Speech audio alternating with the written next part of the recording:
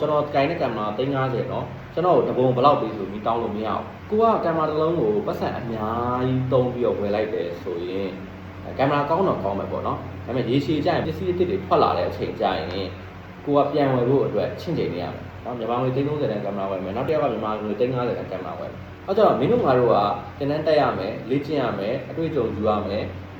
အဲ့ဂျားကာလာမှာဒီကင်မရာကိုပြန်ပြီးအရင်ကြည့်ဖို့ရှားဖို့အချိန်ကာလတစ်ခုလို့အဲ့တော့မင်းကကင်မရာကြီးကို350တန်ဝယ်ထားပါတယ်ပြောပြီးတော့ customer ကိုကျွန်တော်ကိုင်တဲ့ကင်မရာ350เนาะကျွန်တော်တပုံဘယ်လောက်ပေးဆိုပြီးတောင်းလို့မရအောင်မင်း beginner ဘွားမှာမင်းတောင်းလို့မရအောင်ဟုတ်တယ်မလားမင်းရဲ့လက်ရမင်းရဲ့အတွေ့အကြုံဘာညာပေါ်မူတည်ပြီးတော့ customer ရှယ်မင်းကိုလာမယ်ဖြည်းဖြည်းချင်းနဲ့ကတော့ဈေးကိုချင်းတက်သွားတာဟုတ်တယ်မလားအဲ့တော့ကိုကဈေးအတော်အသင့်တန်တာကိုစပြီးဝယ်ဖို့ဆရာပို့ပြီး recommend ပေးတယ်အဲ့တော့အဲ့ဒါဝယ်ထားရဲဆိုရင်ငါတို့ကဒီကောင်လေးနဲ့လေ့ကျင့်နဲ့အရင်ကြည့်သွားတဲ့အချိန်ကြာမှာသူ့တဲ့ကောင်းတာတစ်ခုကိုပြန်ပြီးတော့ချိန်တယ်အဲ့တော့ဆက်ပြီးပြောင်းမယ်ဆိုရင် full frame ကိုဝယ်ထားရဲဆိုမှလည်းတစ်ချိန်ကြာရင်တော့သူ့တဲ့ကောင်းတဲ့ဟာကိုပြောင်းအောင်ပါပဲ full frame ဝယ်တယ်ဆိုရင်လည်းအရန်ကြီး latest စီကိုကိုကနိုင်ရင်တော့ဝယ်ပေါ့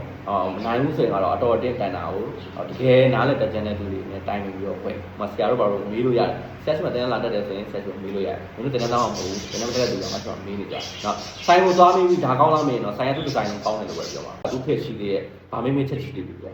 ဒီကုဆိုရင်တော့နော်ဟိုသူ့ကိုတိုင်ပင်ရတယ်အခုတော့ချက်တီဗီတောင်းနေရတော့ဒါပေမဲ့ AI ကလည်းသူကသုံးနေတယ်ဒီမှာမဟုတ်တာနော်သူကယူဆောင်အောင်မဟုတ်တာအဲ့တော့သုံးနေတဲ့သူတောင်းနေတာပို့ပြီးတော့အဆင်ပြေတယ်ကိုကဓာတ်ပုံရိုက်ချင်တယ်ကိုကရှူကင်းရိုက်ချင်တယ်လူပုံရိုက်ချင်တယ်ဗီဒီယိုရိုက်ချင်တယ်နောက်ဆက်တစ်ဖြစ်ပေါ့နော်အဲ့လိုမျိုးလေးတွေတကယ်သုံးနေတဲ့သူပေါ်မှာသွားပြီးတော့မေးဆရာတို့ကြောက်ပါဖြစ်လို့ဆရာတို့လာမေးလို့ပြောရတယ်ဆိုတော့ဆရာတို့ကတင်တန်းပြနေတာကြာပြီတင်တန်းတစ်ခုခုဖွင့်တဲ့အချိန်မှာဆရာတို့ကတင်တန်းလာတက်တဲ့တင်တန်းသားတွေကကွာကင်မရာမျိုးစုံကိုင်အနေအမြင့် brand မျိုးစုံကိုင်တာဖြစ်တဲ့အတွက်ဆရာတို့ကဘယ်ကင်မရာကအားနဲ့ပြအပ်တဲ့ရှိလဲဆိုတာအခုကိုမင်းတို့ရှင်းပြလို့ငါတို့ကရှင်းပြနိုင်တာဆိုတာကဒါနှစ်ရှည်လာများငါတို့ကစိတ်ရည်စုထားလို့ဘာလို့လဲတင်တဲ့စားပြတော့မပြောနိုင်ပါဘူးเนาะအဲ့တော့ဒါလေးထည့်ပြောရတယ်ဆိုတော့ကိုကင်မရာရဲ့ဆရာထောက်ကူဖြစ်အောင်တွေးတတ်အောင်ခေါ်တတ်အောင်ဒါမှမဟုတ်ကိုကဝယ်ပြီးသွားပြီဆိုရင်တော့နောက်ထပ်ဝယ်ဖို့အတွက်ထောက်ကူဖြစ်အောင်ဒါမှမဟုတ်တငယ်ချင်းတယောက်က